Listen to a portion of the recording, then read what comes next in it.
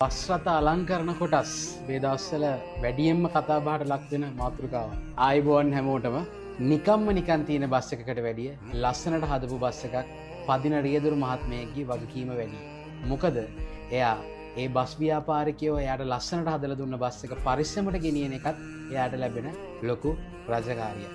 සහ ලස්සන බස් රථ හිමි මහත්වරුත් ඒ බස් රථවල ඒ ලස්සන රැකගන්න සෑහෙන්න මහන්සි වෙනවා. මොකද නිකම්ම නිකන් බස් එකක් පාරේ දුවලා ඒ බස් එකකට අනතුරක් වෙලා මොන හරි කරදරයක් වෙන එක ගැන දැනනවට වැඩිය ඒ බස් එකට ලක්ෂ ගාණක් කෝටි ගාණක් වියදම් කරලා හැදුවට පස්සේ ඒ බස් එක රැකගන්න ඒ මහත්වරුත් සෑහෙන්න මහන්සි වෙනවා. අපිට බැරිද ඒ අලංකරන ලද බස් රථ පරිහරණය කරන ඒ අයිතිකාර මහත්වරුන්ට සහ රියදුරු මහත්වරුන්ට නියාමනයක් කරලා ඒ මොඩිෆයි කරපු බස් ඒ අලංකරන කොටස් වලින් ඒ පාවිච්චි ගන්න සුදුසු නොසුදුසු අවස්ථා පැහැදිලි කරලා මේ දේවල් පිළිපදින්නේ නැති පිරිස් වලට නීතිය ක්‍රියාත්මක කරන එක නෙමෙයිද හරි.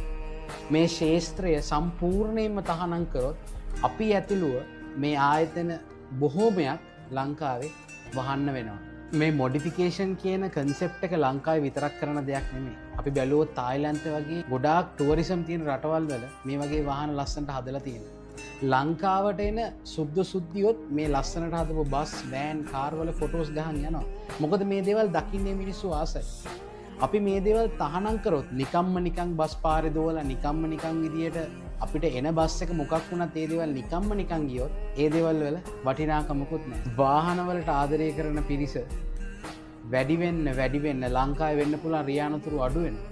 මොකද තමන් කැමති නෑ තමන් ලොකු මුදලක් වියදම් කරලා ලස්සන කරගත්ත වාහනේ නිකම්ම නිකන් නැති වෙලා යනවා.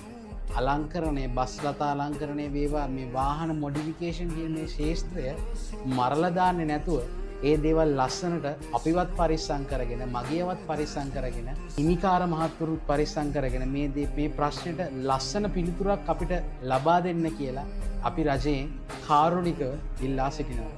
බොහොම ස්තුතියි.